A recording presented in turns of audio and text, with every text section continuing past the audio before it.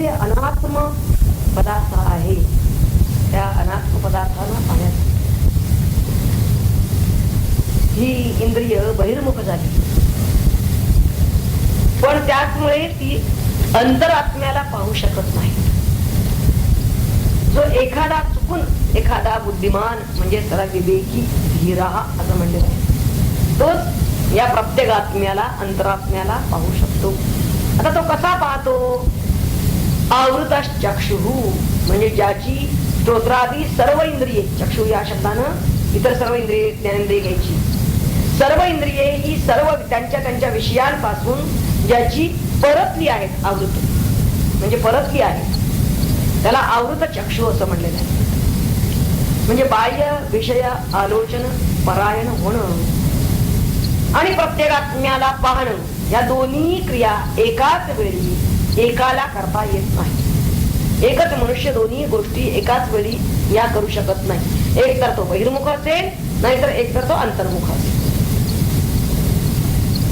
पण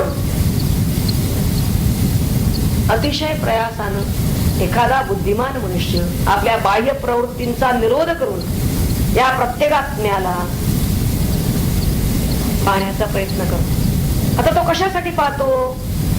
तर अमृतत्व म्हणजे अमरत्व, अमर धर्माची इच्छा त्याला आहे, म्हणजेच मोक्षाची इच्छा आहे. आणि त्यासाठी पाहावे आपणासी आपण अशी त्याची इच्छा आहे. हे त्याचं निमित्त आहे. स्वाभाविक बाह्य अनात्म दर्शन ही अविद्या आणि बाह्य विषय तृष्णा यांनी वास्तविक त्याला आत्म दर्शन होण्याला प्रतिबंध येतो. त्याचं अज्ञान, अनादि अज्ञान आणि बाह्य विषयाबद्दलची त्याची अभिलाषा, तृष्णा हीच त्याच्या आत्मदर्शनाला खरा तर अडथळा निर्माण करते. आता हा अडथळा दूर करायला एखादाच दैर्यवान मनुष्य प्रवृत्त होतो आणि असाच फक्त आपल्या अंतरात्म्याला पाहू शकतो. ज्याचं अंतःकरण अत्यंत सुसंस्कृत झालेला आहे असा जो विवेकी मनुष्य आहे, तोच ज्याप्रमाणे नदीच्या प्रवाहात असलेला एखादा मोठा मासा नदीच्या प्रवाहाच्या उलट दिशेनं नदीचा प्रवाह तोडून वर येतो, वर जातो, त्याप्रमाणे हा स्वाभाविक विषय प्रवाह जो आहे, हालारा धावे पाणी, तसं इंद्रियांची ओढ स्वाभाविकरित्या बाहेर आहे, बाहेर म्हणजेच विषयांकडे आहे. त्याचा प्रतिरोध करून हा काय करतो? आत्माभिमुख होतो. त्याची अंतःकरण वृत्ती ही आत्माभिमुख होते आणि प्रत्येक आत्म्याला पाहू लागते. असाच विवेकी साक्षात्कार करून घेण्याला समर्थ असतो. इथं आत्मा, आत्मन असा शब्द आलेला आहे. आत्मा शब्दाचे 4 अर्थ आहेत. आपनोती इति आत्मा, आदत्ते इति आत्मा, अत्ति इति आत्मा, त्याचा विग्रह आहे, अदति इति आत्मा.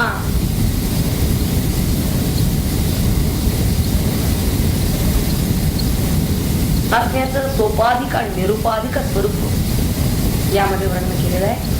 आपनोती, आदत्ते आणि अत्ति यामधून जागृती, स्वप्न, सुषुप्ती या 3 दृष्टीने व्यवहार अवस्थेमध्ये या आत्म्याचं स्वरूप सांगितलेलं आहे. आणि शेवटचं अतती इति आत्मा, हे जे त्याचं स्वरूप आहे ते निरुपाधिक दृष्ट्या वर्णन केले. अतती म्हणजे व्यापतो, सगळ्याला जो व्यापून आहे. आता ह्या आत्म्याचं अशा स्वरूपाचं ज्ञान कोणाला होतं ते पुढे त्यांनी म्हणले आवृत चक्षु, म्हणजे ज्यांनी सर्व बाह्य इंद्रिय विषयांच्या पासून आपल्या सर्व इंद्रियांचा प्रवाह परतवलेला आहे असा जो सुसंस्कृत मनुष्य आहे, तोच या आत्मसाक्षात्काराला समर्थ आहे.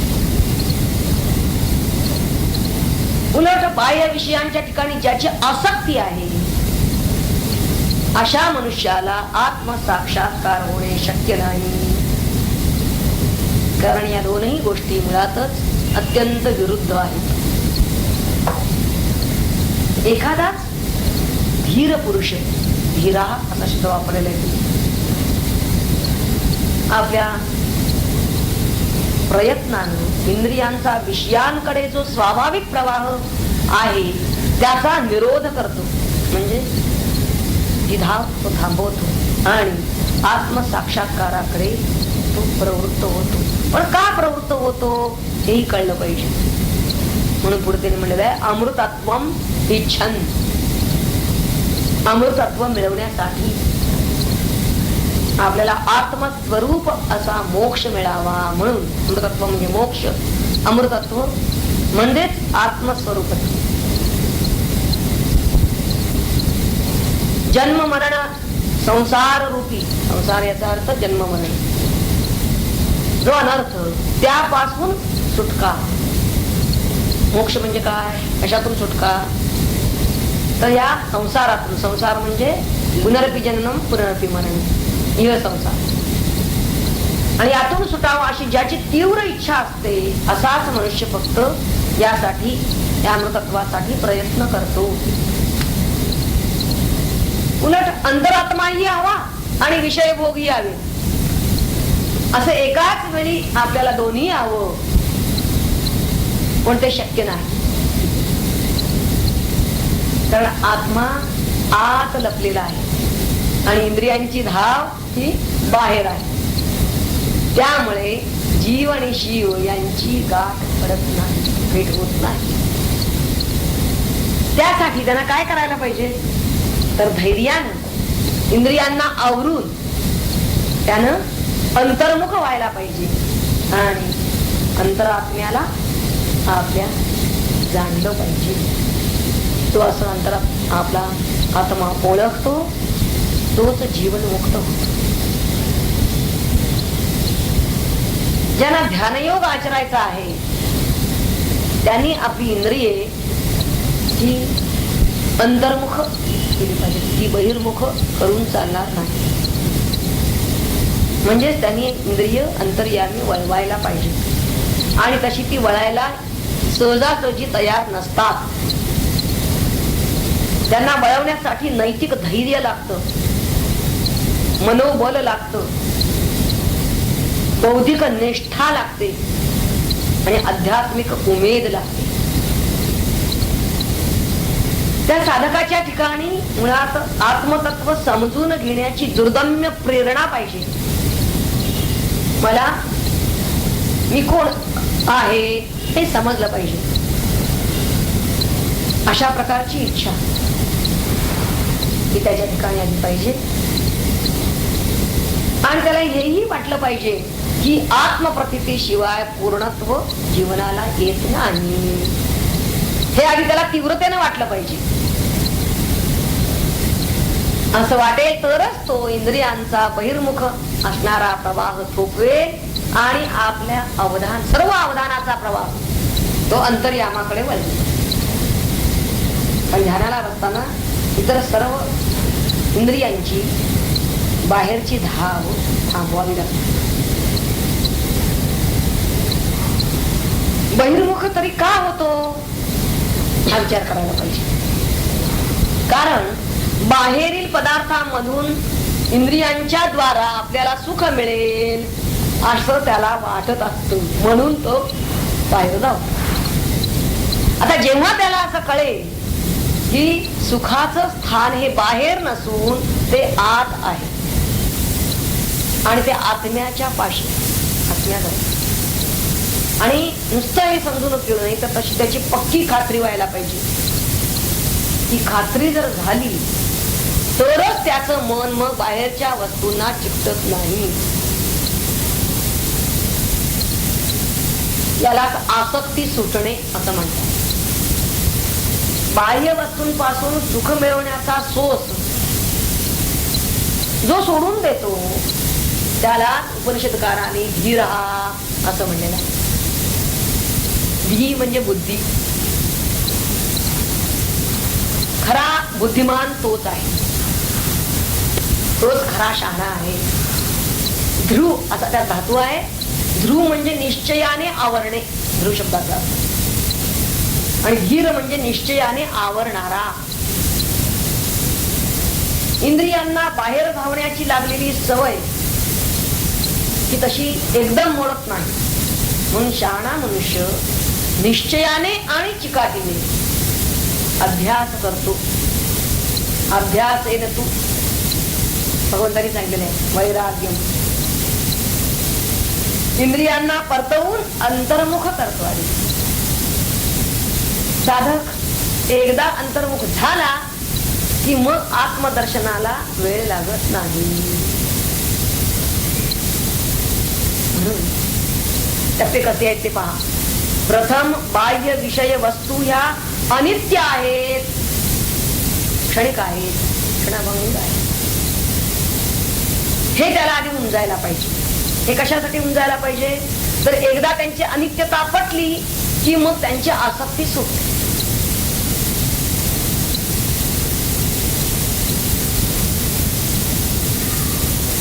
समोर ठेवलेलं होय हे लाकडाचं आहे, खरं नाही, हे जेव्हा कळतं तेव्हा तो लहान मुलगा कधीही त्याकडे घेण्यासाठी झेपावं. तसं विषय वस्तू, बाह्य विषय वस्तू ह्या अनित्य आहेत. अनित्य, त्यांचं नाशवंतपण, त्यांचं मिथ्यापण, त्यांचं आभासिकपण हे त्याला आधी कळलं पाहिजे. आणि ते जेव्हा त्याला पटतं तेव्हा तो त्यापासून परावृत्त होतो. त्याची आसक्ती त्यापासून सुटते. आणि एकदा आसक्ती सुटली की मग जीव अंतर्मुख होतो. आसक्ती असेपर्यंत जीव कधी अंतर्मुख होत नाही. आणि एकदा अंतर्मुक्त झाला की मग आत्मदर्शन आपोआप घडायला लागतं. तेव्हा साधनेमधील हा टप्पा म्हणजे बहिर्मुखता मोडणं आणि अंतर्मुख होणं. हे या मंत्रामध्ये त्यांनी उत्तम तऱ्हेने आपल्याला सांगितलेलं आहे. त्याला धरूनच पुढच्या मंत्रात ते म्हणतात पराच कामानं यन्ति बालास्ते मृत्योर्यन्ति विगतस्य पाशम् अथवी धीरा अमृतत्वं विदित्वा ध्रुवम् अध्रुवेषु न प्रार्थयन्ते. अन्वयाचा आहे ये बालाः पराचः कामान् अनुयन्ति ते विततस्य मृत्योः पाशं यन्ति अथ धीराः अमृतत्वं ध्रुवं विदित्वा इह अध्रुवेषु न प्रार्थयन्ते. आधी शब्दशः अर्थ बघूया. जे बाल म्हणजे अल्पप्रज्ञ बाह्य विषयांच्याच मागे लागतात. पराचः कामान अनुयन्ति, बाह्य विषयांच्याच मागे लागतात आणि त्यामुळं ते विततस्य मृत्योः पाशं यन्ति. मृत्यूच्या सर्वव्यापी मृत्यूच्या, मृत्यू कसा आहे विततस्य मृत्यू, सर्वव्यापी मृत्यूच्या पाशात यन्ति पडतात. परंतु धीरा विवेकी जे आहे ते अमृतत्वं ध्रुवं विदित्वा, अमृतत्वच ध्रुव म्हणजे नित्य आहे असं जाणून, विदित्वा असं जाणून इह लोकातील अध्रुवेषु म्हणजे अनित्य वस्तूंची न प्रार्थयन्ते इच्छा करीत नाही. आता इथं त्यांनी मृत्यूपाश म्हणलेला आहे. मृत्यू म्हणजे कुणाला म्हणायचं अविद्या, काम आणि कर्म यांच्या समुदायाला मृत्यू असं म्हणलेलं आहे. आणि पाश याचा अर्थच असा आहे की ज्याच्या योगानं बांधलं जातं त्याला आपण पाश म्हणतो. देह, इंद्रिये इत्यादींचा संयोग वियोग रूप पाश इथं धरायचा. जीवाला कशाचा पाश आहे तर देह आणि देहाची इंद्रिय यांचा संयोग आणि वियोग एक पाश आहे. मृत्यू पाशाला प्राप्त होतात याचा अर्थच असा आहे की ते सदैव सतत जन्म, मृत्यू, जरा, व्याधी, दुःख अशा सगळ्या अनर्थ परंपरेला प्राप्त होतात. मृत्यूपाशाला प्राप्त होतात. याचा अर्थ ते जन्माबरोबर त्यांना मरण आहे. जन्माला आले म्हणलं की केव्हा ना केव्हा तर ते जरा त्यांना गाठणार आहे. त्याचबरोबर अनेक अनेक व्याधी भेटणार आहेत, अनेक अनेक दुःखही येणार आहेत. म्हणजे या सगळ्या अनर्थ परंपरेला प्राप्त होणं याला मृत्यूपाशात पडणं असं म्हणतात. आता विवेकी जे असतात ते मात्र अमृतत्व म्हणजेच म्हणले ना की विवेकी काय जाणतात, अमृतत्वच नित्य आहे, ध्रुव आहे असं जाणतात. आता अमृतत्व याचा अर्थ आपलं प्रत्यगात्म स्वरूप, आपलं आत्मस्वरूप. ते कसं आहे, सच्चित आनंदमय. ते नित्य आहे, तत्व म्हणजे ते चित म्हणजे ज्ञानस्वरूप आहे आणि ते आनंद स्वरूप आहे, सुखस्वरूप आहे. आता या प्रत्येगात्म्याच्या स्वरूपानं राहणं याचा अर्थ अमृतत्व नित्य आहे, ध्रुव आहे असं जाणणं. तरी म्हणले अमृतत्व ध्रुव आहे असं जाणतात म्हणजे काय, म्हणजे या प्रत्येगात्म्याचं हे सच्चित आनंद स्वरूप राहतात. मी सत आहे म्हणजे मी आहे. देहाच्या असण्यानं किंवा नसण्यानं माझं असणे पण हे बाधित होत नाही. ज्ञान स्वरूप आहे आणि मी आनंद स्वरूप आहे हे जाणणं. आणि हे प्रत्येगात्म स्वरूप इतर त्या देहाकडून होणारी जी कर्म आहे त्या कर्माच्या योगानं कधी त्या आपल्या आत्मस्वरूपामध्ये कधी वाढही होत नाही आणि कधी घटही होत नाही. आपलं प्रत्येगात्म स्वरूप हे नित्य आहे, ध्रुव आहे. याचा अर्थ त्यामध्ये वाढ घट नाही, त्याचा क्षण नाही, त्यात विकार नाही. आणि म्हणून याला त्यांनी ध्रुव म्हणजे नित्य म्हणलेलं आहे. ते कूटस्थ आहे म्हणजे साक्षी आहे, ते अविचल आहे, स्थिर आहे, ते निर्विकार आहे. अशा या अमृतत्वाला जाणून इह म्हणजे या संसारातील ज्या अनित्य गोष्टी आहेत म्हणजे अध्रुवेषु म्हणजे अनित्य वस्तूंबद्दल न प्रार्थयन्ते म्हणजे आशा करत नाही. त्या अनित्य गोष्टी आपल्याला मिळाव्यात असं त्यांना काही वाटत नाही. त्यांना त्या अनित्य गोष्टींचा हव्यास नसतो. कारण अनित्य वस्तूंची आशा ही मुळात प्रत्येगात्म दर्शनाच्या अत्यंत प्रतिकूल आहे. ज्या ईशणात्रय सांगितलेलं आहे, पुत्रवित्त लोक म्हणा किंवा देहवासना, लोकवासना आणि शास्त्र वासना, या तीनही वासनांपासून म्हणजे ईशणांपासून हे धीरा म्हणजे विवेकी लोक या वासनांना ओलांडून गेलेले असतात. याहून त्यांचं वर उत्थान असतात. पण जे अज्ञानी लोक आहेत म्हणजे जे स्त्रीपुत्रादी बाह्य विषयांकडे प्रवृत्त होतात त्यांची बुद्धी भोग लालसा आणि तृष्णा यामुळे दूषित झालेली असते. म्हणून आधी बुद्धी शुद्ध करावी लागते.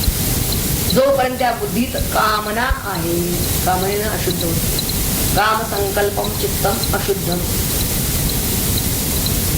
तेव्हा बुद्धी मध्ये जोपर्यंत या वासना किंवा तृष्णा आहे तोपर्यंत ती दूषित झालेली आहे आणि म्हणून ती आत्मसाक्षात्काराला समर्थ होत नाही, प्रतिबंधक ठरते.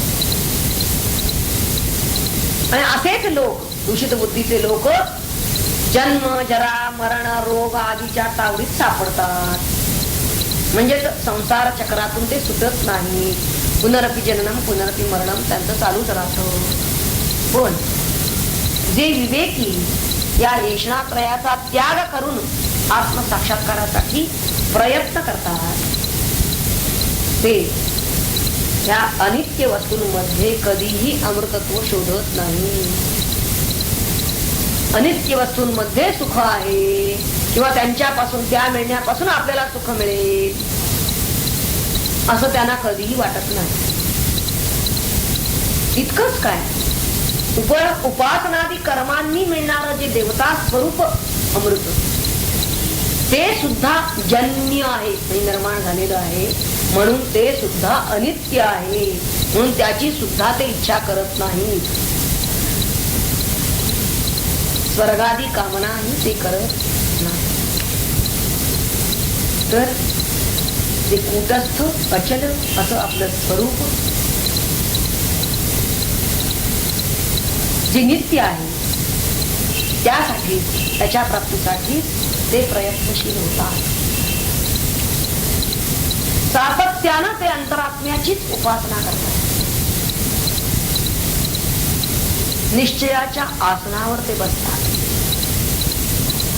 आणि संसार सुखाला वैराग्याच्या अग्नीत टिकून देतात.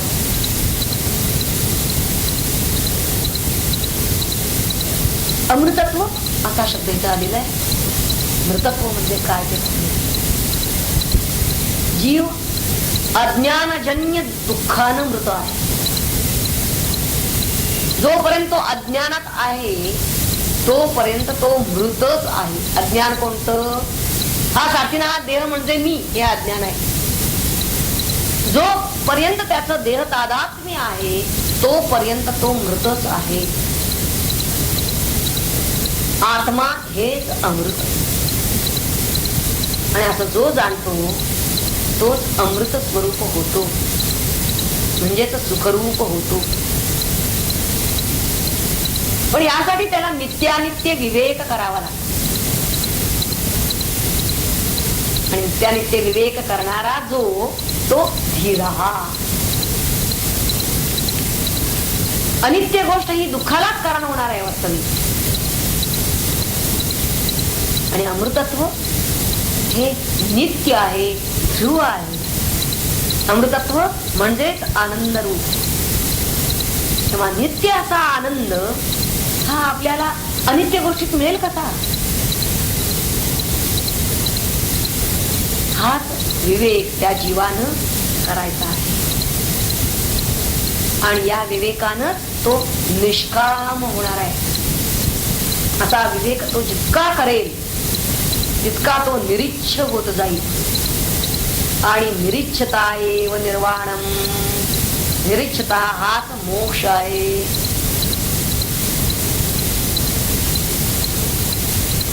ज्या ज्या मोह घालणाऱ्या अनित्य गोष्टी आहेत त्या अनित्य गोष्टी पासून सुटका, त्यांच्या मोहापासून सुटका, मोहाचा क्षय म्हणजे मोक्ष.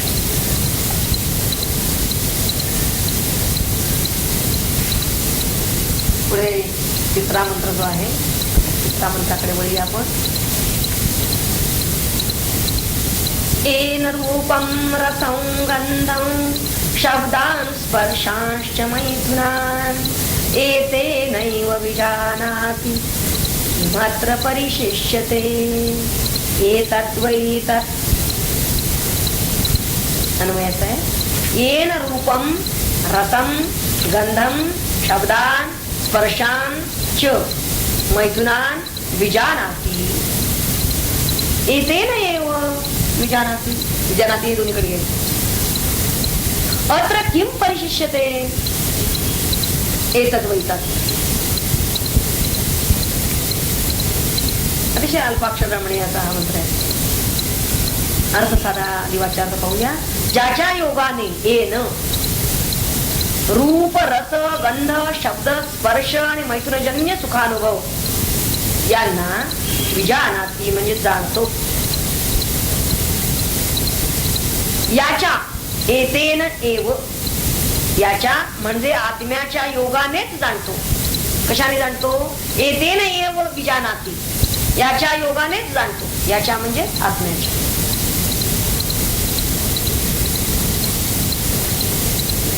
अत्र किं परिशिष्यते? त्या आत्म्याला अविज्ञेय असं या जगामध्ये काही शिल्लक राहतं का? की तो आत्मा काही जाणत नाही असं काही त्याला राहतं का काही शिल्लक? येतात वैतात हेच ते नचिकेताने विचारलेले तत्व होय. धर्म त्याला म्हणतात की ज्याचा तू शोध घेत आहे ते तत्व हेच होय. येतात वैतात. आत्मा कसा ओळखावा हे या मंत्रामध्ये सांगितलेलं आहे. ती युक्ती इथं दिलेली आहे. आपण आपल्याकडे वेगळेपणाने बघायला शिकणे हा आत्म्याचं खरंच स्वरूप ओळखण्याचा उत्तम मार्ग आहे. आता प्रथम आपल्या देहाकडे आणि देहाच्या हालचालींच्याकडे वेगळेपणानं पाहायला शिकायचा, अभ्यास करायचा. परमार्थामध्ये अभ्यास आहे. परमार्थ नुसता शब्दाने समजून घ्यायचा नाही, तर त्यानुसार तो प्रत्यक्ष त्यानं आचरायचा आहे, तसा अभ्यास करायचा आहे. मध्ये अनेकदा सांगितलं होतं की देह उठला, देहानं आंघोळ केली, देहानं वस्त्र घातलं, देहानं अन्न ग्रहण केलं. आता हे जे आहे ना, देह आणि देहाच्या हालचालीकडे वेगळेपणानं पाहण्याची कला शिकायची आहे. तो अभ्यास करायचा आहे. त्याचं देह तादात्म्य त्याला जर सोडवायचं असेल, देह तादात्म्य सोडायचं असेल, तर देहाकडे त्यानं असं वेगळेपणानं पाहायचं. आणि एकदा स्वतःच्या देहाकडे वेगळेपणानं पाहायला येऊ लागलं की मग नंतर त्यानं आपल्या अंतरंगाकडे सुद्धा वेगळेपणानं पाहण्याचा अभ्यास करायचा. अंतरंगात सुद्धा. आणि ही युक्ती ज्याला साधते, अंतर्यामी सुद्धा जेव्हा तो साक्षी भावानं पाहू लागतो, त्याला मग सुखदुःखाचे हिणकावे कमी असतात. हळूहळू त्याचं मन स्थिर व्हायला लागतं. आणि जेव्हा मन पूर्ण स्थिर होतं, त्यावेळी तो सुखदुःखाच्या अतीत म्हणजे सुखरूप होतो. स्वयंप्रकाशी आत्म्याचं दर्शन त्याला.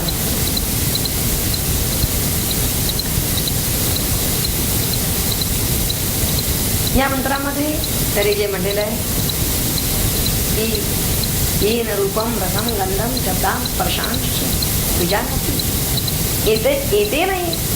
येते नाही विजानाती, ह्याच्याचमुळे तो जाणतो. कस्य भासा विभाती सर्वम. असा एक प्रश्न आहे की कोणाच्या ज्ञानशक्तीमुळे हे सर्व ज्ञात होतं, कोणाच्या प्रकाशानं हे सर्व प्रकाशित होतं. उपनिषदामध्ये हा प्रश्न केलेला आहे. केनोपनिषद आपल्याला आठवत असेल.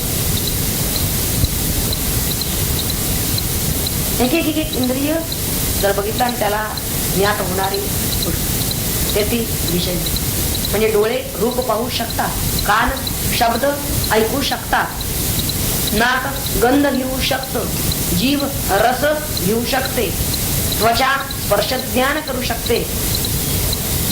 सर्वांचं विज्ञान ज्याच्यामुळे होतं, म्हणजे हे जे अनुभवाचं ज्ञान आहे, प्रत्यक्ष ज्ञान म्हटलंय आपण याला, ते ज्याच्यामुळे होतं तो आत्मा खरा, तो ज्ञान स्वरूप आहे.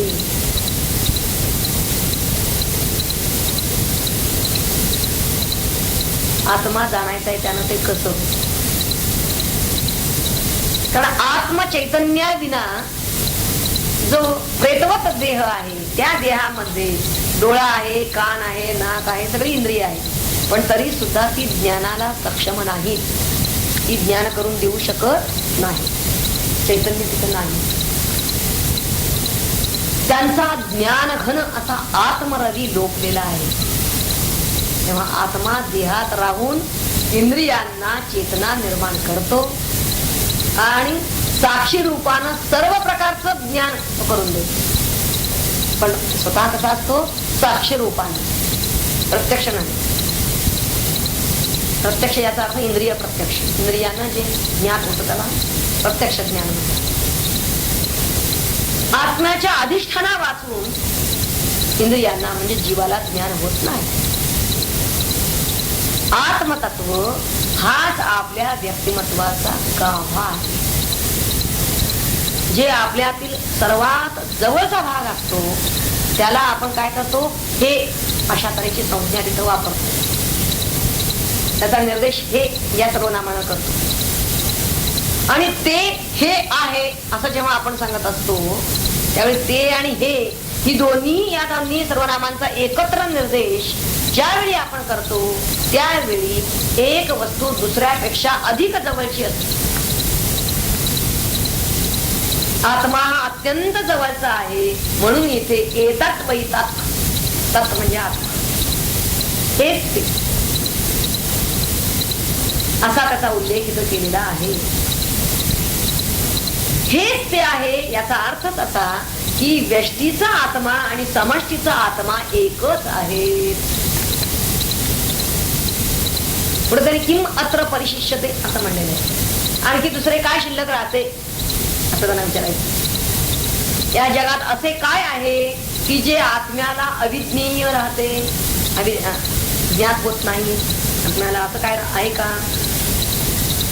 याचा अर्थ असा आहे की जेव्हा शुद्ध ज्ञान म्हणजे आत्मज्ञान हे ज्ञान म्हणून प्रतीत होते तेव्हा समजून घ्यायचं काहीच राहत नाही. म्हणजे आत्मज्ञान झाल्यानंतर आणखीन जाणायचं त्याला काही शिल्लक राहत नाही. इतकं हे आत्मज्ञान हे सर्व व्यापक आहे. शंकराचार्यांनी लावलेला अर्थ हा सगळ्यात योग्य आणि उत्कृष्ट असा अर्थ आहे. या किम अत्र परिशिष्यते या वचनात या मंत्रांवरची जी वरदानंद भारतीची टीका आहे ती या मंत्रांवरची ती आपण दिली. आपण त्यातला पहिला मंत्र परांचा विषयांच्या ग्रहणाकरिता क्रियेत यावी सुलभता म्हणून या बहिर्मुखता दिली देवे इंद्रियांना. कशासाठी दिली तर विषय ग्रहण करण्यासाठी आपल्या क्रियेला सुलभता यावी म्हणून. विषयामध्ये वाईट बरे निवडावया यावे त्वरे ज्ञान गुणांचे परमेश्वरे त्यांच्या ठाई ठेविलेचे. स्पर्श रूप रस गंध इंद्रियांना कळे विशद कान ऐकती गुण शब्द स्पर्श व्यापक सर्वत्र करावयासी परोपकार कष्ट कुणी ना घेती फार खोल करून हा करून विचार युक्ती योजी परमात्मा आपुल्या विषयाविषयी गोडी ठेविली इंद्रिया ठाई ज्या योगे त्या कधी न येई विषय सेविता कंटाळा परी गोडी ही ठेविलेली इंद्रियांना बालक झाली नादावलेली राहती सगळी मूळ हेतू पावती ना. शिक्षण लावण्या पोरासी दूर बाप ठेवी त्यासी नाना साधने वाधनासी पुरजी तया वात्सल्ये दृष्टांत मानून दिलेला आहे.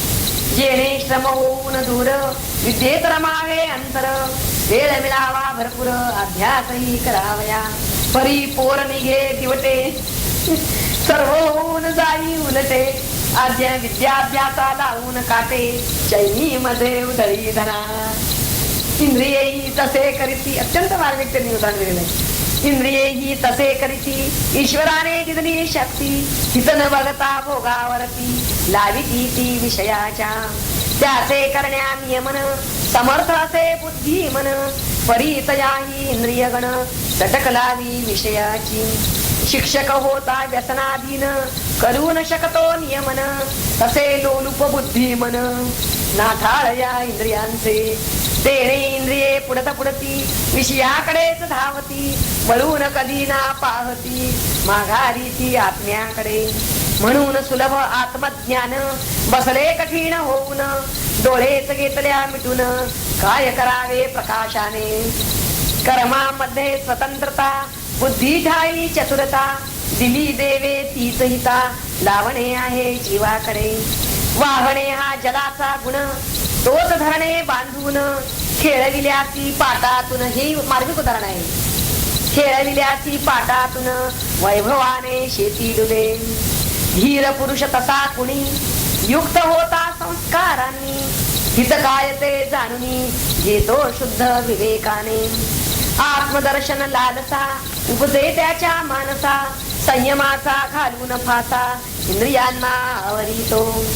अंतर्मुख करून वृत्ती हृदयी शोधी आत्म्याप्रती तेथ उजळे ज्ञान ज्योती दर्शन घडते आत्म्याचे.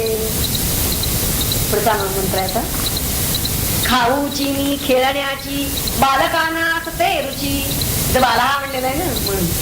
तशी कधीही विद्येची त्यांना स्वय लागते ना.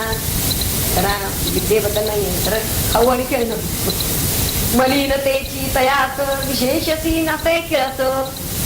आई स्वच्छ करता त्यात आक्रोशती ती दुःखाने बालकशी. तसेच शहाणे म्हणविणारे वागती की व्यवहारे हित अहिताच्या विचारे विवेकना सुचे त्यांना. पोरे रमती खेळण्यात हे विषयांच्या उपभोगात. पोरे मलिन राहतात भूषण यांना पापांचे. अभ्यासाची नावड पोरा अध्यात्म यांचा शत्रू खरा. रसून तरकटाचा डोलारा निंदिताती परमार्था. नित्य नवे खेळणे पाहिजे बाळा कौतुकाने. विलासाची साधने अशी यांना नवी हवी.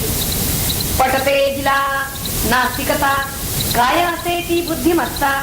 स्वीकारिते जी सिद्धांता आपोआपी योगायोग. कार्यामागचे कारण याचे करून घेण्या ज्ञान. प्रगल्भ बुद्धीचे वरदान लाभले ते मानवाची. तिचा करून दुरुपयोग एक संपादिती हे भोग. विलासाचे पोचण्या भाग दुर्विती हे विज्ञान. मूळ कारण शोधण्याकरिता लाभलेली बुद्धिमत्ता. ती न करिता आत्मनिरता भोग लंपट होतीये. प्राप्त होऊन प्रौढतेची बुद्धी यांची बालिश. जाणते ना परिणामात दीर्घकाळी होणाऱ्या. देहधारणा विषय सेवन धर्माने दिसले नेमून. ते पुरते दुर्लक्षून भोगा लाविती सर्व शक्ती. दुष्परिणाम त्याचे होती ते न कधी लक्षात घेती. नाना प्रकारे समर्थिती लटवेडे अधपादा. कल्याण हित स्वास्थ्य सुख यांचे नुसते दिसे न मुख. जर वर्तन नसता शुद्ध चोख चांगले का घडे कधी. खाणे पिणे अश्लील शैन हे तुझ्यांचे अनुष्ठान. त्यांच्या कपाळी दुःखाविण काय दुसरे यावयाचे. अस्वास्थ्य पीडा संघर्ष हे मृत्यूचे असती पाश. लंपट झालेल्या विषयात नेमका सापडे त्या ठाई. अत्र परत्र सगळीकडे दुःखे भोगिती बापुडे. परी कधी ना सापडे कल्याणाची वाट त्यानं. परंतु जो विचारी श्रद्धा त्याची धर्मावरी. शंकान त्यांच्या अंतरी अस्तित्वाची ईश्वराच्या.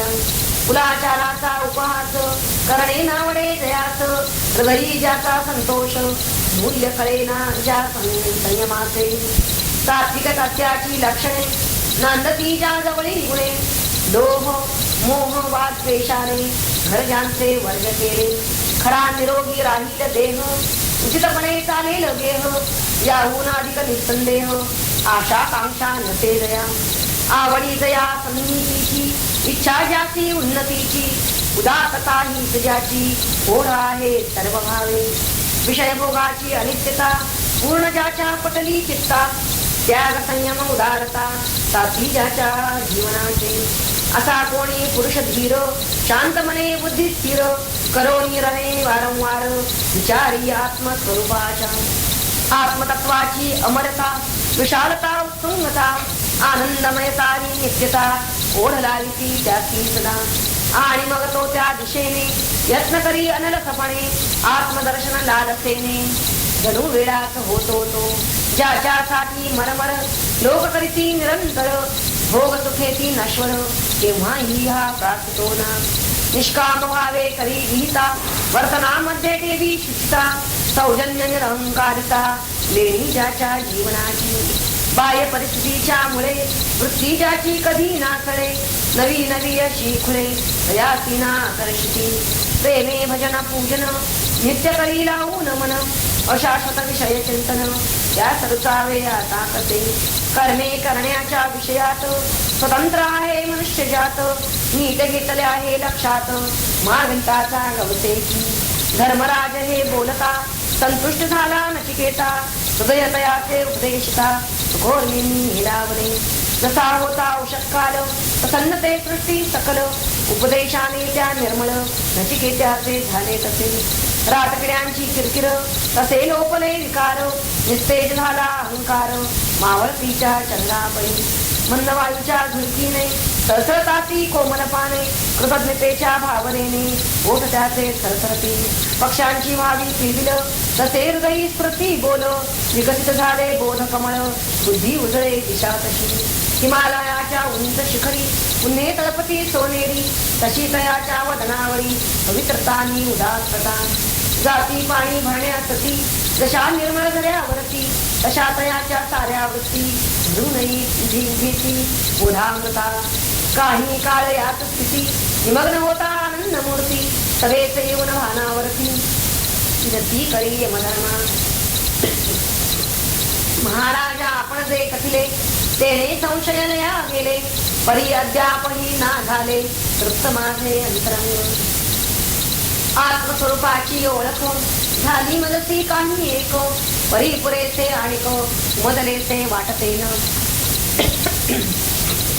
समज माझी असेल कोठी तेने उलगडे नीट न होती उदार कृपाळू सद्गुरुमूर्ती आणि आणखी पुन्हा ओढावे आत्मज्ञानाच्या विचारा सांगा करुणी विस्तारा ज्या योगाने होईल खरा बोध आत्मस्वरूपाचा बाळ नवरा हो उपवासी म्हणून वत्सल माता जशी पुन्हा पुन्हा भरली त्याची लहान हात करून या मदती समजा हावरा वरी संतोष माझा करा दाराच्या येऊन दारात भुकेला मी परतेना पिंजून पुढे ठेवल्या विण करू शकेना बुद्धी ग्रहण तिसरे आपुले वरदान पूर्ण करावे धर्मराजा नचिकेत्याच्या या भाषणी यम संतुष्ट झाला मनी म्हणे बाबा मज लागुनी कंटाळा ना सांगण्याचा पुन्हा प्रत्ययाचा आनंद मिळतो घडता संवाद जिज्ञासूची करिता बोध ज्ञान दृढावे वाक्याचे तुझ्या सरकी बुद्धिमत्ता उत्कंठतानी रसिकता अवीट विषय आत्मासता सुख गुणावे अंतरीचे ऐश्वर्याची वारस जसा पाहिजे अवरस तसाच विद्या ग्रहणास शिष्य लागतो निष्ठेचा जेणे तुझे समाधान होईल ऐसे कथितो ज्ञान आत्म्याविषयीचे अज्ञान दुर्दैव हे जीवनाचे अरे याच्याच बळावरी मानव साऱ्या गोष्टी करी हे नीट कळल्यावरी मार्ग मोकळा ज्ञानाचा तिसऱ्या वाचायचं तिसऱ्या मंत्रात डोळे पाहती रूपात जिभे प्रती कळे रस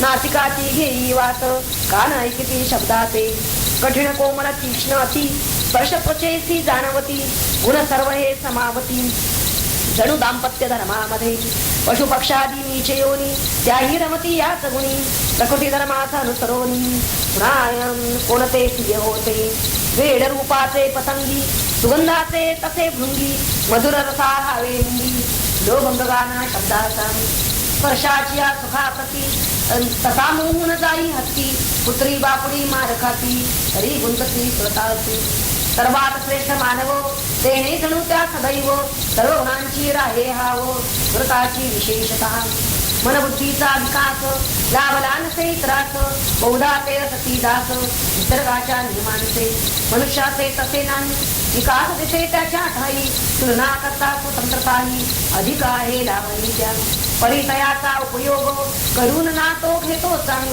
विलासाची राहून तंग पाठ फिरली सत्याकडे नाना स्पर्शाची आवडी इंद्रियांना दिसे उघडी परिचयाची कळते गोडी दया तो ना देह जड बिंबन दिसते दर्पणा मुरलीना भुलते स्वना चंदनाच्या वृक्षांना सुगंधाचे ज्ञान नसे तसेच हे जड शरीरही गुणांचा या भोगता नाही जीवरूपे आत्माच घेई भोग साऱ्या विषयांचा इंद्रियाची विषयी प्रीती खरी असे ती आत्मशक्ती पाकगृहीच्या पळी प्रती पक्वान्नाची गोडी नसे जीवरूपे करता भोगता आत्माच होतो तत्वता म्हणून राही सर्वज्ञता एका ठाई आत्म्याच्या विचारले तू ज्याच्या विषयी आत्मा तोच असते हा पायी ज्ञान याचे ज्यास होई मिळवा याचे त्याचे उरे सर्व विषयांची समाप्ती आत्म्यात हाईच होते अंती त्याचे दर्शन झाल्यावरती अधिक काय लोकी होय ओम सहनौ भुनक्तु सवीर्यं करवावहै तेजस्विनावधीतमस्तु मा विद्विषावहै ओम शांती शांती शांती. कोणता मंत्राचा आहे? चतुर्थवर्ती कठोपनिषदातील चतुर्थवर्ती द्वितीय अध्याय त्यातला चौथा मंत्र. स्वप्नांतं जागरितांतं शोभौ येनानुपश्यति महांतं विभुमात्मानं मत्वा धीरो न शोचति. अन्वयाचा आहे स्वप्नांतं च जागरितांतं उभौ येन अनुपश्यति महांतं विभुम आत्मानं मत्वा धीरः न शोचति. स्वप्नामधील विज्ञेय स्वप्नांत आणि जागरितांतं जागरितामधील जागृत अवस्थेमधील विज्ञेय ही दोन्ही ज्या आत्म्याच्या योगाने आपण पाहतो त्या महान विभू महानतम विभू महान आणि विभू अशा आत्म्याला विभू म्हणजे सगळ्याला सर्वव्यापी जो आहे आपल्याला व्यापला अशा त्या आत्म्याला आत्मत्वाने जाणून मत्वा धीमान धीरः न शोचती शोक करीत नाही. ब्रह्माला साक्षात आत्मभावाने जाणणारा जो आहे आत्मानं मत्वा आत्मभावानं जाणणारा म्हणजे मीच तो असं जाणणारा. ते ब्रह्म म्हणजे मीच आहे असं जाणणारा अहम ब्रह्म अस्मि असं जाणणारा जो विद्वान धीरा तो शोक करीत नाही. आत्मतत्व हे अति सूक्ष्म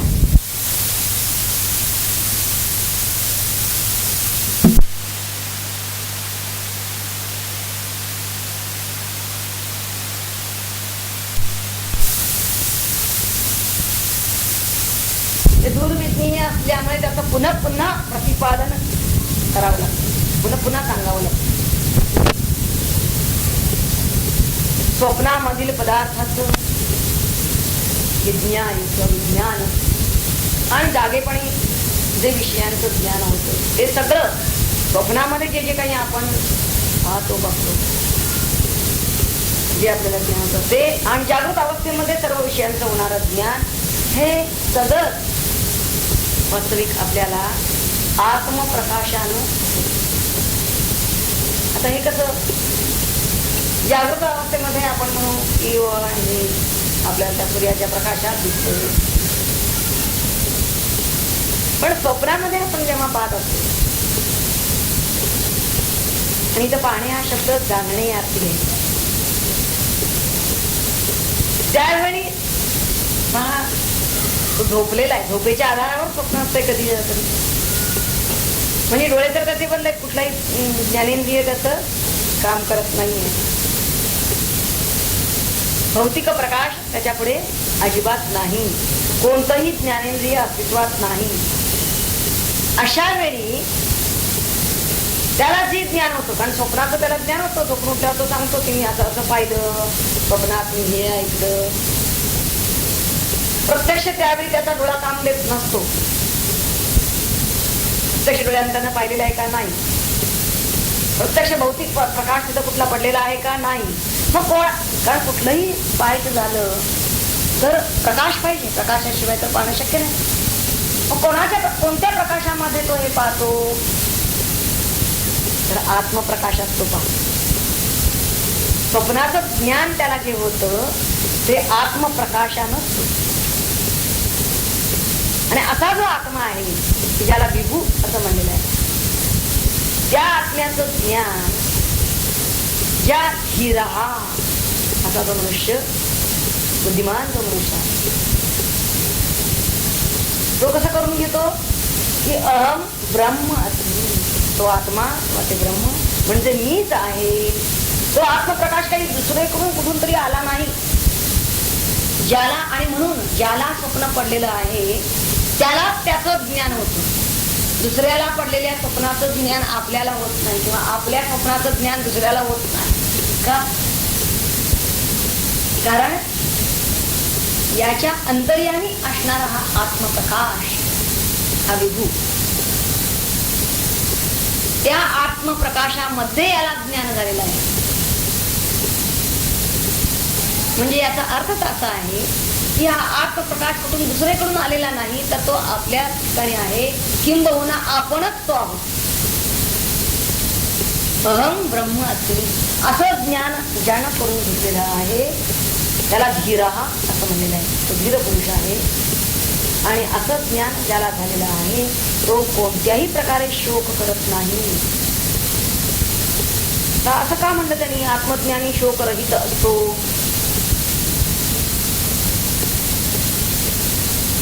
एक गोष्ट अशी आहे की जागृत अवस्थेमध्ये त्याला जे जे काही जाणवतं आहे किंवा स्वप्नामध्ये जे जे काही भासतं आहे ते सगळं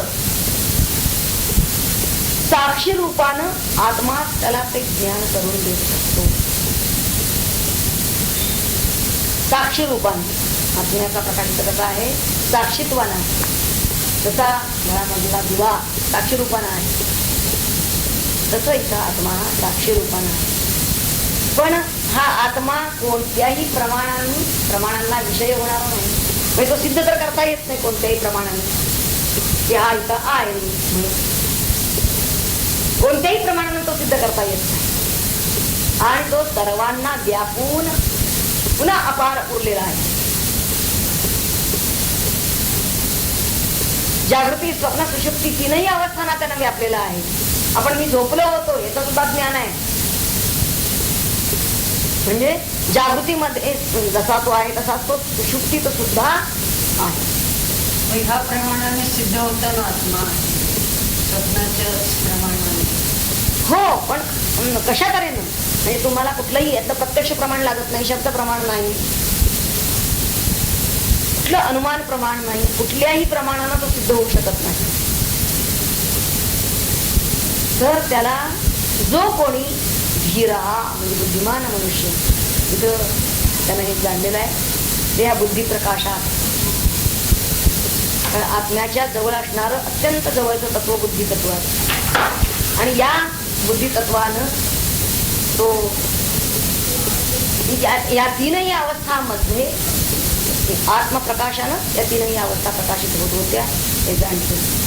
आणि असा जो कोणी आहे तो शोक करत नाही कधीही असं ते म्हणतात. तर ते कसं काय ते पाहूया. तर आत्मा सर्व अवस्थांना प्रकाश देतो आहे. आणि आत्मा आहे कसा? तो स्वतः आनंद रूप आहे. सच्चित आनंद स्वरूप आहे. तेव्हा जागृती आणि स्वप्न या ज्या आपल्या अवस्था आहेत त्या आपण वेगळेपणानं पाहू शकतो. जागृतीमध्ये सुद्धा आपल्या सर्व व्यवहारांचं आपण ज्ञाता म्हणून आहोत. स्वप्नात सुद्धा आपण वेगळेपणानं स्वप्न पाहू शकतो. याचा अर्थच असा आहे की आपलं जे खरं स्वरूप आहे ते यांच्याहून या जागृती स्वप्न या अवस्थाहून आपलं खरं स्वरूप हे वेगळं आहे. म्हणजे आपण अवस्था त्रयातीत आहोत. आपण याचा अर्थच इथे देह नाही तर आत्मा. आणि जागृती त्यामधील व्यवहार किंवा स्वप्न हे स्वतः मुळात पूर्ण नाही. एकमेकाच्या आधारावर आहे. लक्षात येईल. निद्रेच्या आधारावरतीच स्वप्न पडतं. निद्रा संपलेली जी अवस्था आहे ती जागृती अवस्था आहे असं म्हणलेलं आहे. म्हणजे हे स्वतः पूर्ण नाही आहे. कारण अनुभव या दृष्टीनं त्यांना पाहणारा असा कोणीतरी मी वेगळेपणानं राहतो आहे. या तीन अवस्थांना वेगळेपणानं अनुभवणारा पाहणारा मी असा कोणीतरी राहतोच आहे. आणि हा प्रत्येकाचा अनुभव आहे. आणि हा जर मी अंतर्धान पावला तर मात्र या सर्व तीनही अवस्थांना काहीच अर्थ राहत नाही. मी जर तिथे नसेल तर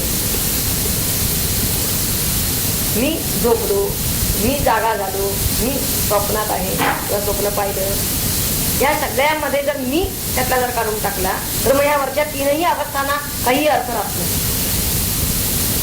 म्हणजे मी यातला मी हाच आत्मा आहे. आणि आत्म्याला पाहणारा त्या आत्म्याशिवाय दुसरा कोणीही असू शकत नाही. आणि म्हणून त्याचा पत्ता लागत नाही. पण मग देहाशिवाय जर आत्मा असेल तर तो कोणाला ज्ञान दाखवणार? हे आत्मा जेव्हा देहात येईल तेव्हाच ते देहाला ज्ञान होईल ना. देहाला म्हणजे कुणाला? आता देहाला देहात आत्मा असेल हं. त्यालाच त्या आत्म्यालाच होणार. तेच हा, मग ज्ञान होणं चित्त हा जो स्वभाव आहे हा शिवायचा आत्मा कोणाला ज्ञान देणार? जे इथं ज्ञान होतं तेही त्यालाच होतं. हेच तर इथं सांगायचं आहे या मंत्रामध्ये की आत्म्याचं ज्ञान हे आत्म्यालाच होतं. ते अमुक कुठल्या जड गोष्टीला होणार नाही. म्हणून डोळा तो कधी पाहिलं असं नाही तर मी पाहतो असं आपण म्हणतो. प्रत्येक खेळाला बघा तुम्ही कुठलंही ज्ञानेंद्रिय घ्या. मी ऐकतो, डोळा पाहतो, कान ऐकतात असं तुम्ही म्हणता का? मी पाहतो, मी ऐकतो, यातला जो मी आहे तो मी म्हणजे कोण आहे? मी म्हणजे डोळा नाही तिथे, आत्मा तर आत्मा आहे. त्याचा अर्थच असा आहे की आत्मा स्वतःला जाणतो हा निष्कर्ष. पण तो देहात असतानाच ना देहाच्या सना देह नाही नुसताच आत्मा आहे त्यामुळे काय होईल? तो आपल्याशी एकरूप आहे. जाणणं आणि हा प्रतिपुटीचा व्यवहाराचा संबंधच नाही. आपल्याशी मी आपला देह आहे तिथपर्यंत एकरूप आहे ना. पण देह नसेल तर नुसता आत्मा काय करेल? मग देहाशी त्याला प्रश्नच येत नाही ना तिथे जाणायचा. ज्यावेळी तुम्ही व्यक्तरूपाला येता त्याच वेळेला हा प्रश्न येतो. त्रिपुटीचा व्यवहार केव्हा येतो? केव्हा येणार? व्यक्तरूपाला आल्यानंतर येणार. जे मुळात एकरूप आहे त्याच्या बाबतीत काही संभवतच नाही. ज्याला आत्मज्ञान होतं इथं काय म्हणतात म्हणलेलं आहे की जो आपल्याला जाणतो म्हणजे मी आत्मा आहे असं जाणतो, मी देह आहे असं जाणत नाही. तर मी आत्मा आहे असं जाणतो जो त्याच्या बाबतीत दुःख त्या दुःखाच्या शोकाच्या तो त्याला शोक राहत नाही. म्हणजे तो आनंदाचा साक्षात अनुभव होतो. तो आनंदरूप होतो. आत्मा कसा आहे? आनंदरूप आहे. आणि जो आनंदरूप होतो त्याच्या लेखी दुःख नावालाही उरत नाही. आता इथे शोक म्हणजे काय? मागे सांगितलेलं आहे आपल्याला. शोक म्हणजे इष्टाचा वियोग. ही इष्ट गोष्ट आहे त्याचा वियोग होणं त्याला शोक असं म्हणतात. आता इष्ट काय आहे? आत्मा. आत्मानं प्रियम सर्वं भवति. सगळ्यांना प्रिय काय आहे? आत्मा. आपण आपल्याला सगळ्यात अधिक प्रिय आहोत. या आपल्याला अधिक इष्ट काय आहे? आपणच आहोत. आत्मा. आत्मा हाच एक इष्ट आहे. आणि तो जो आत्मरूप झालेला आहे म्हणजे जो आत्म्याशी एकरूप झालेला आहे त्याच्या बाबतीत आत्मरूप झाला तो म्हणजे त्याच्या बाबतीत त्या इष्टाचा वियोग होण्याचा संभवतच नाही. शोक होणारच नाही त्याला. आणि मुळात आत्मा हा सर्वव्यापक आहे. वियोग होणं इथून जी गोष्ट निघून गेलेली आहे दूर झालेली आहे तिला वियोग झाला म्हणतात. मात्र आत्मा तर सगळीकडे आहे असं ज्ञान ज्याला झालेलं आहे त्याच्या बाबतीतही वियोग संभवत नाही. आणि आणखीन एक बाबतीत असतो की शोक होतो कारण याचा नाश झाला अशी एक भावना निर्माण होते म्हणून शोक होतो. तो नाहीचा झाला म्हणून शोक होतो. परंतु इथं तेही संभवत नाही कारण आत्मा हा नित्य आहे, अविनाशी आहे आणि म्हणूनही शोक होत नाही. तीन तऱ्हेने शोक होत नाही म्हणजे त्याला. एक तर इथं त्याचं इष्ट म्हणजे आत्मा हेच त्याला इष्ट आहे. त्या इष्टाचा त्याला कधीच वियोग होत नाही कारण तो आत्मरूप झालेला आहे. आत्म्याशी पूर्ण समरस झालेला आहे, एकरूप झालेला आहे. त्याची आणि आत्म्याची कधी आता ताटाटूट शक्य नाही. दुसरं आत्मा हा सर्व व्यापक आहे त्यामुळे तो आता इकडून उठून दुसरीकडे कुठे गेला असं म्हणण्याचा संभव नाही. आणि तिसरं आत्मा हा अविनाशी आहे, तो नित्य आहे त्यामुळे त्याचा नाश झाला म्हणून शोक करण्याचा प्रश्न नाही. अशा तऱ्हेनं या मंत्रामध्ये त्यांनी आपल्याला सांगितलेलं आहे की धीरा न शोचती. पण केव्हा? मत्वा आत्मानं स्वतःला ते काय समजतात? महांतम लिहून असं स्वतःला समजतात आणि असं समजतात तेच धीरा आहे आणि तेच न शोचती. आणि यासाठी हे त्यांनी कसं ओळखायचं, मी तो आत्मा आहे ते कसं ओळखायचं, ते ओळखण्याची खूण म्हणून आधी मंत्रामधली पहिली ओळ आहे की जे काही स्वप्न आणि जागृती हे सगळं उभव हे जो अनुपश्यती त्यांच्यानंतर ते घडून गेलं, स्वप्न घडून गेलं आणि त्यानंतर हा पाठीमागून पाहणारा आहे अनुपश्यती. अरे स्वप्नात मी असं पाहिलं, असा अनुभव ज्याला येतो आहे तो म्हणतो स्वप्नात कोणी पाहिलं, मी तर झोपलेला होतो, स्वप्नात पाहणारा होता कोण, असं अनुपश्यन ज्यानं केलेलं आहे तो मी आहे. हे कशासाठी विचार करून घ्यायचा आहे, विचार मार्गानेच जायचा आहे, फक्त विचार करायचा आहे आपण की जो जागृत अवस्थेमध्ये सुद्धा जे जे काही घडतं आहे ते त्या आत्म्याच्या प्रकाशात आहे. आणि त्याचं उदाहरण सांगितलं की मी पाहतो, मी ऐकतो, हे उदाहरण आहे. जे जे काही आहे ते त्यामागे जो मी आहे तो मी म्हणजे हा देह नव्हे तर तो आत्मप्रकाश आहे हे त्याला कळलं. पुढचा 5वा मंत्राचा येतोय यइमं मध्वदं वेद आत्मानं जीवमन्तिकान् ईशानं भूतभव्यस्य न ततो विजुगुप्सते एतद्वै तत्. या इमं मध्वदं जीवम् आत्मानं अन्तिकात् भूतभव्यस्य ईशानं वेद ततः न विजुगुप्सते एतत् वै तत्. अर्थ बघूया. जो कोणी या कर्मफलभोक्त्या त्याला म्हणलेलं आहे मध्वदम, मधु त्यापासून मध्वदम असं म्हणलेलं आहे. सुखदुःखदाता जो आहे, कर्मफलाचा भोक्ता जो आहे, आणि जे प्राणादी समूहाचा धारक जीव, अशा त्या जीवाला आत्मानं जीवम असं तिथं म्हणलेलं आहे. आत्मानं अंतिका आत्म्याच्या समीप राहून भूत भव्य म्हणजे भूत आणि भविष्य यांचा, त्याच्यामध्ये वर्तमान पण आलं, तीनही कालांचा. ईशानम म्हणजे शास्ता, वेद म्हणजे जाणतो तो, तथा म्हणजे त्यानंतर, असं जाणल्यानंतर, या ज्ञानानंतर काय होतं, न विजुगुप्सते, तो काही आत्म्याचं रक्षण करण्याची इच्छा करीत नाही, किंवा आता आणखीन काही त्यांना रहस्य गुप्त काही जाणायचं राहिलंय असं होत नाही. एतत् वै तत्, हेच ते तत्व होय जे नचिकेतानं यमाला विचारलं होतं, ते तत्व हेच होय. ज्या प्रत्येक आत्म्याचा ईश्वर भावाने निर्देश केला, प्रत्येगात्मा हा शब्द अनेकदा आपल्याला गेलेला आहे. प्रत्येक साक्षात आपल्याला मी आहे ही आपल्या ठिकाणची जाणीव, विशुद्ध जाणीव, त्याला प्रत्येक असं म्हणलेलं आहे.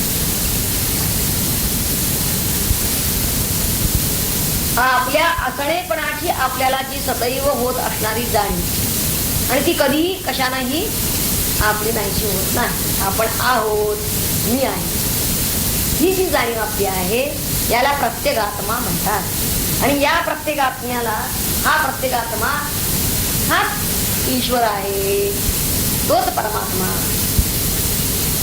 असा जो निर्देश केलेला आहे, तोच सर्वात्मा, आपला प्रत्येगात्मा तोच ईश्वर. सर्वभूतेषु हृदयेषु भगवान सांगतात. आणि ईश्वर म्हणजे आणि दुसरा कुठे नाही, तर तो तुझ्या अंतर्यामी हृदयात आहे.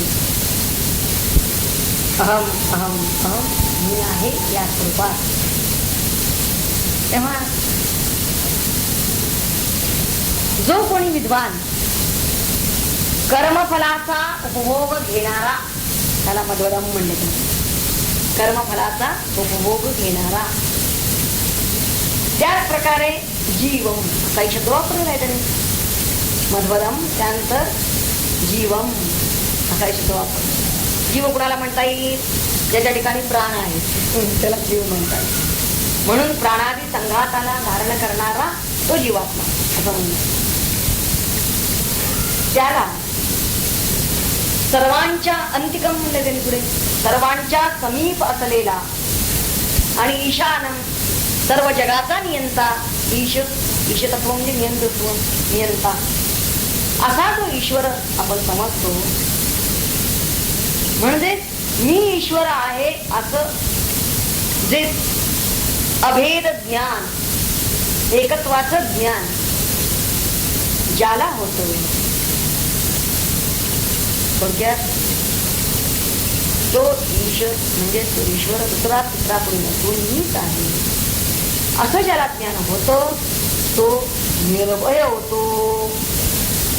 आणि म्हणूनच त्याला कशापासूनही रक्षण करण्याची इच्छा तो करीत नाही. आपलं रक्षण कोणीतरी करावं असं का वाटतं? कारण त्याला काहीतरी भय आहे कुणापासून तरी. आणि भय कशातून निर्माण होतं? द्वितीयात वै भयम, दुजेपणातून भय निर्माण होतं. दुसरा कोणीतरी आहे आणि तो आपल्याला कदाचित नष्ट करेल असं त्याच्या चित्तात येतं. म्हणजे दुसरा असेल तर दुसऱ्याच्या सापेक्ष मग भय उत्पन्न. दुसरा कोणीच नाही, मीच एक आहे, माझ्याहून अन्य काहीही नाही असा ज्याला बोध झालेला आहे त्याला आता कुणापासूनही भय नाही, कशाचाही भय नाही. आणि नष्ट होणारा मी नव्हे हाही भाव आहे. त्याला जसं एकत्वाचं ज्ञान झालेलं आहे तसं आपल्या अविनाशी स्वरूपाचंही ज्ञान झालेलं आहे, आपल्या अमृतत्वाचंही ज्ञान झालेलं आहे. का त्याला भय वाटत नाही? तो निर्भय का आहे? अवयम हे भुलेचा वैष्णव ज्ञानेश्वर महाराज त्याला का म्हणलं की ज्ञानाच्या बाबतीत त्याचा पहिला जर कोणता गुण सांगायचा असेल तर अभयम, तो निर्भय असतो. का असतो? कारण त्याला माहिती आहे की आपल्याला कुणापासूनही भय नाही, कशापासूनही भय नाही. एकत्वाचं ज्ञान झालेलं आहे म्हणून. म्हणजे दुसरं आपण अविनाशी आहोत, कोणी आपल्याला शस्त्रानंही मारू शकत नाही. अग्नी आपल्याला गीतेमध्ये येऊन गेलेला आहे. नाही नंद्याची बावका नाही चायना आपण शोचेची मारता. मी कसं आहे? अछेद्योयम अदे अदायुयम अक्लेद्यो अशोषयेवचो. मी कसं आहे? नित्य सर्वगत स्थानो अचलोयम सनातना असा मी आहे. आता इथं असा मी आहे असं म्हणण्यामध्ये सरळ सांगितलं आहे की मी म्हणजे देह नाही असं सरळ अर्थ झाला तिथे. पण देह कसा आहे? देह शस्त्रानं तोडला जातो, अग्नीनं जळून जातो, पाण्यानं भिजतो, तो पाण्यात बुडतो. म्हणजे अशा त्या देहापासून याचं तादात्म्य सुटलेलं आहे. असा तो देह म्हणजे मी नव्हे, तर मी अमर असा आत्मा आहे, मी अविनाशी असा आत्मा आहे. असं ज्ञान ज्याला झालेलं आहे तोच निर्भय होणार. ज्याला हे ज्ञान झालेलं नाही, जो स्वतःला अजून देह समजतो, हा साठीनाथ देह म्हणजे मी असं जो समजतो, तो कधी निर्भय होणं शक्य नाही. हा मंत्र आपल्याला निर्भय व्हायला पाहिजे. जोपर्यंत अनात्म देहाधिकांच्या ठिकाणी आपली आत्मबुद्धी आहे, म्हणजे या देहालाच आपण मी समजून आहोत, तोपर्यंत अनेक प्रकारच्या भीतीचा संभव आहे. आणि म्हणून आपल्या रक्षणाची आपण इच्छा करतो. पण ज्या विद्यावस्थेमध्ये सर्व आत्मस्वरूप झालेलं आहे त्यावेळी मात्र कोणापासून कोणाचं रक्षण करायची इच्छा करायची? कारण तो निर्भय आहे. हा जो कर्मफलांचा भोग घेणारा आणि प्राणाधिकांचा आश्रय असणारा हा जीवात्मा मुळात तो या जगन्नियंत्या ईश्वराच्या अधीन आहे. तोच भोग घडवतो आहे. तो जगन्नियंता जे काही कर्मभोग आपण घेतो आहोत, फलभोग ते घडवणारा तोच आहे. असंच त्याला ज्ञान झालेलं आहे. आणि ज्याला हे आत्मज्ञान झालेलं आहे त्याला तो जीवात्मा आणि परमात्मा हे एक रूपच आहे. तो जगन्नियंता आणि मी म्हणजे मी जीवात्मा, हे भिन्न नाही असं एकरूपत्वाचं ज्ञान झालेलं असल्यामुळे त्याला आता द्वैताचं भय उरलेलं नाही. द्वैतजन्य भय कारण जो मला नियंता आहे असं जोपर्यंत त्याला वाटत असतं, कुणीतरी माझा एक नियंता आहे, शासक आहे, माझं नियंत्रण करणारा कोणीतरी आहे असं जोपर्यंत वाटत असत आणि तो दुसरा खरा कोणी नसून मीच आहे,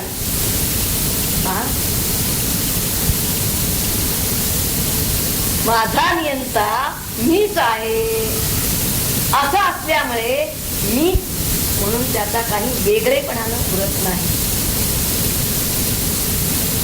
जो म्हणतो की माझा नियंता मीच आहे, तिथे वेगळेपणा कुठला उरला का? कुठलंच द्वैत राहत नाही. आणि म्हणून आता कुणाचंही ज्याचं रक्षण करायचं किंवा ज्याच्यापासून रक्षण करायचं असं दोन्हीही मीच आहे आणि म्हणून तो आता निर्भय रक्षणकर्ता आणि रक्षणीय हे दोन्ही आता एकच आहे आणि म्हणून निर्भयता तिथून येते. ज्यावेळी जीव आपले सर्व भाव एकवटून आत्मानुगामी होतो, आत्म्याशी आपल्या एकरूप होतो, हे त्या आत्म्याच्या ठिकाणी अमरत्व आहे, अविनाशित्व आहे, अभयत्व आहे, सगळं बरोबर आहे. पण आपण त्या आत्म्याशी एकरूप व्हायला पाहिजे. तसं एकरूपत्व जर घडेल आणि ते एकरूपत्व घडण्यासाठी त्याला सर्व भाव एकवटून जावं लागेल. त्याचा जीवाचा एक अंशही वेगळेपणानं राहता कामा नये. असं जर झालं तर मात्र त्याला आता काही गुप्त असं काहीही राहत नाही. सगळं आत्मरहस्य त्याला उलगडलं असं होईल आणि सगळे रहस्य त्याला आपोआप उलगडू लागतील. विजुगुप्तते वापरलेलं असेल निर्भय होतो, त्याला रक्षण करण्याला काही जरूर पडत नाही. हे जसं आहे तसं आता त्याला जाणण्याला म्हणजे गुप्त रहस्य असण्याला अशी कोणतीही गोष्ट राहत नाही त्याच्या देखील. असाही त्याचा जीवाचे सर्व व्यवहार जे असतात ते नेहमी चेतनेच्या आधारावर चाललेले असतात. चैतन्य कारण आत्म्याचा धर्मच आहे चेतना. म्हणून आत्मा हाच सर्वांचा आधार आहे. चेतना याला प्राण असंही म्हणलेलं आहे. तो मीच आहे असं जो जाणतो तो निर्भय होतो असं आपण म्हणलेलं आहे. कारण आता त्याला अन्य कोणत्याही आधाराची जरूर नाही. निर्भय का होतो? कुठलाही अन्य आता त्याला आधार घ्यावा असं वाटत नाही. कारण तो स्वयमेव अधिष्ठान झालेला आहे. दुसऱ्या कशाचा आधार घ्यावा असं कुणाला वाटणार नाही.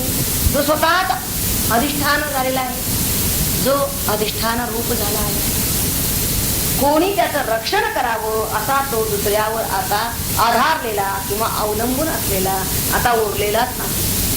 कारण तोच आता स्वामी झाला आहे, तोच आता समर्थ बनला आहे.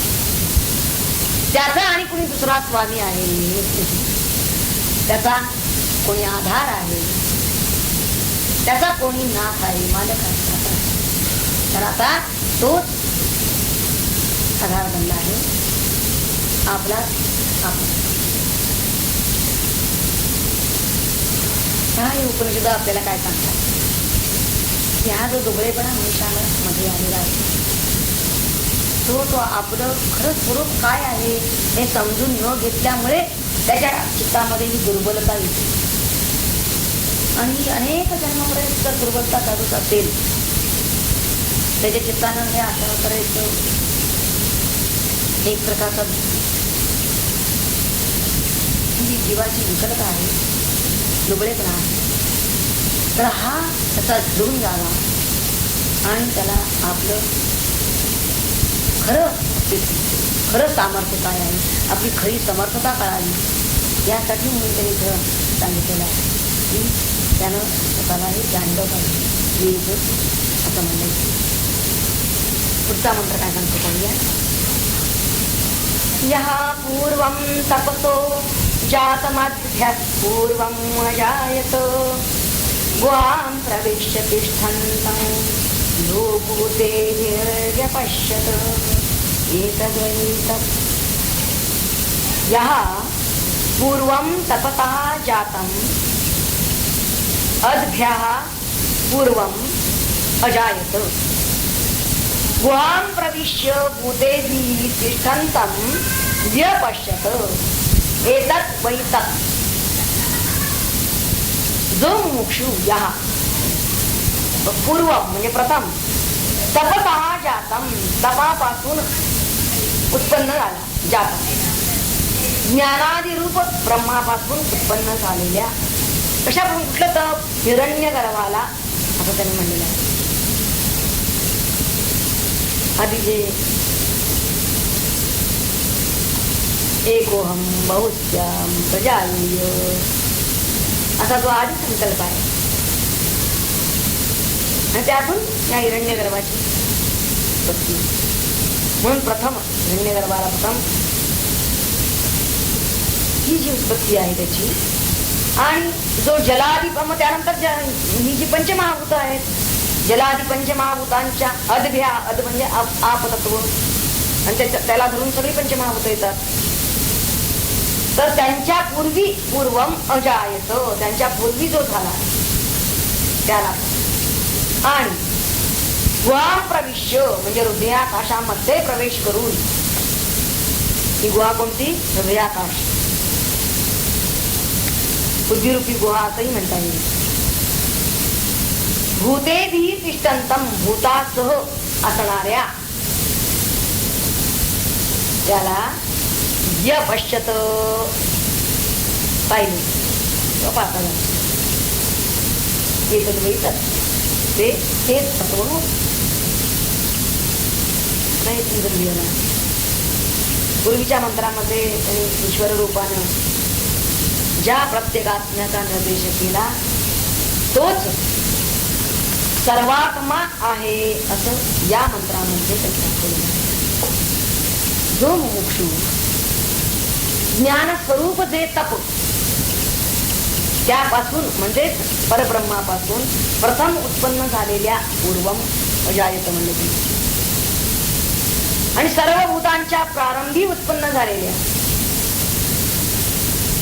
तसंच देवादी शरीरांची उत्पत्ती करून गुहा म्हणले की सर्व प्राणीमात्रांच्या हृदयरूप गुहेमध्ये राहणाऱ्या आणि सर्व हे जे शब्दादी विषय आहेत त्या विषयांचा अनुभव घेणाऱ्या अशा या हिरण्यगर्भाला जो परब्रह्म असं समजतो तो हे ब्रह्म जाणतो. आता याचा आपण जरा स्पष्टीकरण पाहायचं. परब्रह्माच्या ठिकाणी मी बहुविध व्हावं असं जे पहिलं स्फुरण झालं त्या पहिल्या स्फुरणाला हा जो ज्ञान उन्मेष यालाच त्याने तप असं म्हणलं ज्ञान तप असं म्हणलं ज्ञानमय तप तपैकी ज्ञानमय आणि त्यातूनच हिरण्य गर्भ निर्माण झाला आणि त्यानंतर मग पंचमहाभूत आणि मग देवादी सगळे देह निर्माण झाले. आता या सगळ्यांच्या हे जे प्राणीमात्र नंतर भूत अनेक भूत निर्माण झाली तर यांच्या बुद्धिरूपी गुहेमध्ये राहून हिरण्यगर्भरूप ईश्वर त्यांच्या अंतर्यामी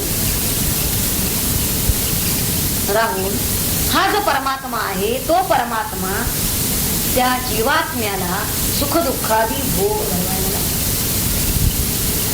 आणि अशा हिरण्यगर्भाला म्हणजेच आपल्या अंतरात्म्याला जाणून त्याचीच आत्मा म्हणून जो उपासना करतो तो ब्रह्मज्ञानी होतो, तोच ब्रह्म होतो.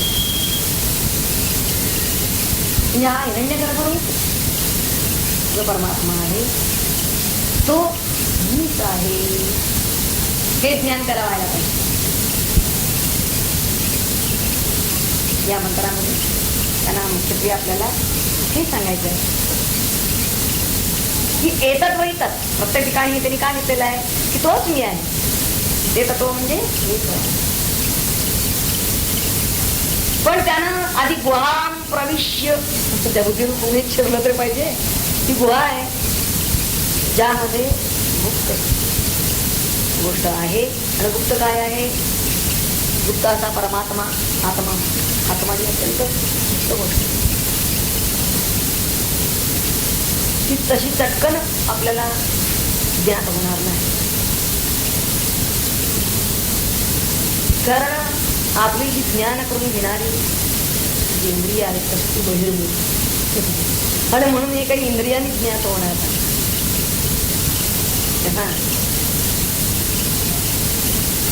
गुहाम प्रविश्य तिष्ठन्त, आधी म्हणून त्या विरूप गुहेत त्यानं प्रवेश केला पाहिजे आणि त्या ठिकाणी तिष्ठन्तम, त्या ठिकाणी असणारा वास करून असणारा, आपल्या अंतर्यामी दैरूप गुहेत वास करून असणारा असा जो कोणी आहे, आणि जो सर्व चराचरामध्ये आहे, जो भूते सर्व भूतमात्रांमध्ये जो आहे असा जो आहे, त्याला यपश्यत, त्याला पाहिजे. आणि तो कोण हे त्यांनी सांगितलं की तोच तो की जो आदिसंकल्पाच्या वेळी जो हिरण्यगर्भ रूपानं निर्माण झाला, एको बहुत्याम प्रजा म्हटल्याबरोबर निर्माण झाला. आणि तोच पुढे पंचमहाभूतांच्या रूपानंही विस्तार पावला, पुढे सर्व प्राणीमात्रांच्या रूपानंही तोच व्यक्तदशेला आला. तोच माझ्या अंतर्यामी आहे, तोच माझ्या बुद्धिरूप गुहेतील आहे. आणि तो जर त्यानं जाणला, थोडक्यात त्यानं या बुद्धिरूप गुहेत प्रवेश करून तिथेच आत तिष्ठन्तम फिरवायचं आहे आणि त्याला पाहायचं आहे, तिथं त्यानं लक्ष ठेवायचं आहे. आपणच आपल्याला पाहायचं, यालाच आत्मज्ञान म्हणतात. समर्थांनी नीट सांगितलंय ना, पहावे आपणाची आपण, या नाव ज्ञान. ज्ञान म्हणजे आत्मज्ञान, हे समर्थांचं आहे. तेव्हा अशा तऱ्हेनं जो कोणी पाहत असेल त्याला हे ज्ञात होईल. आणि असं पाहणारा आणि हे ज्याला ज्ञान झालेलं आहे त्यालाच ब्रह्म असं म्हणता येईल.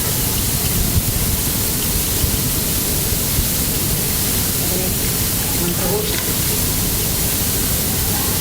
7वा मंत्राचा आहे,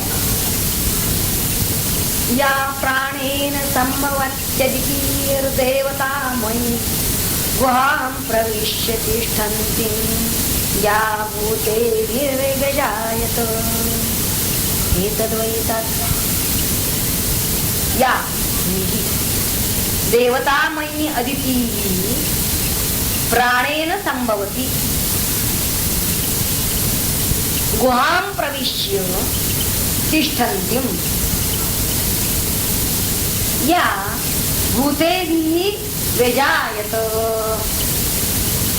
एतद्वैतत्, जी आता बघूया, सर्व देवतारूप अदिती म्हणजे अदिती या शब्दाचा अर्थ शब्दादी विषयांचे भक्षण करणारी, खाणारी. शब्द स्पर्श रूप रसगंध हे पंच विषय, हे त्या इंद्रियाचं, ते इंद्रिय हे पंच विषय भक्षण करतो, सेवन करतो. तो त्यांचा आहार आहे त्या विषयाचा. डोळा रूप हा विषय सेवन करतो म्हणजेच अनुभव घेतो, सेवन करतो याचा अदिती म्हणजे असा अनुभव घेणारी. पुढे म्हणले तरी परमात्म्यापासून हिरण्यगर्भ रूपानं उत्पन्न होते. प्राणेन संभवती. आणि पुन्हा पुढे पूर्वी प्रमाणात ती गुहां प्रविश्य तिष्ठन्ती, गुहेत प्रविष्ट होऊन राहिली आहे. अशी जी भूते भी व्यजायत, भूता वर्तमान झाली आहे. हे तत्वैतत्, तेच हे तत्व होय. त्याच्यावर काय काय सांगितलंय पाहूया. ही मुळात काय सांगितलं त्यांनी, सर्व देवता स्वरूप असलेली. त्यानंतर प्राणेन म्हणजे हिरण्यगर्भ रूपानं परब्रह्मापासून उत्पन्न झालेली. नंतर अदिती असं तिला म्हणलेलं आहे, म्हणजे शब्दादी विषयांचा उपभोग घेणारी, शब्दादी विषयांचा आहार सेवन करणारी, खाणारी देवता. ती कशी आहे, सर्व प्राणी मात्रांच्या हृदय रूप गुहेमध्ये राहणारी आणि सर्व भूतांसह उत्पन्न झाली.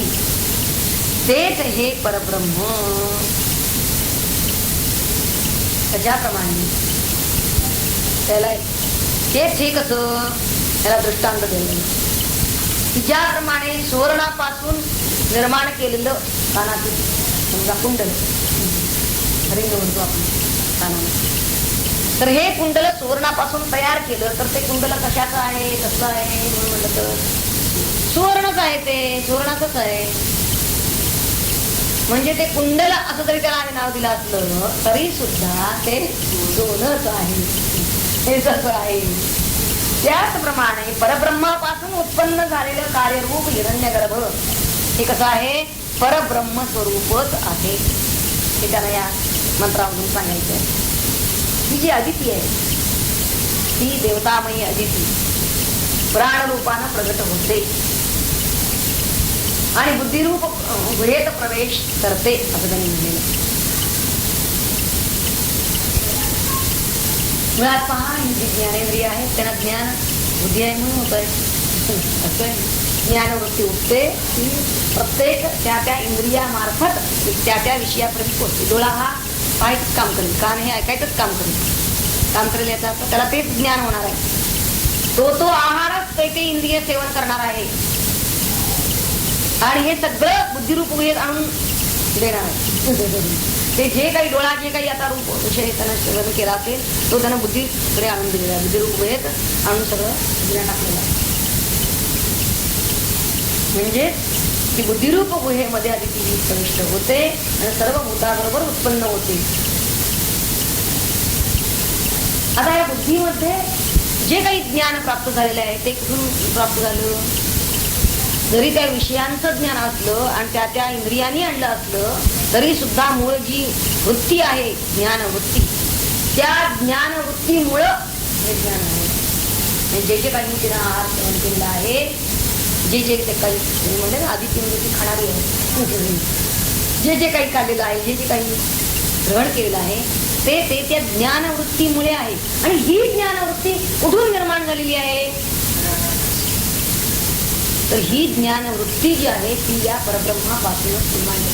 आत्म्याच्याच प्रकाशामध्ये हा बुद्धीचा प्रकाश टाकला, आत्मप्रकाशच बुद्धीत प्रकाशित झाली.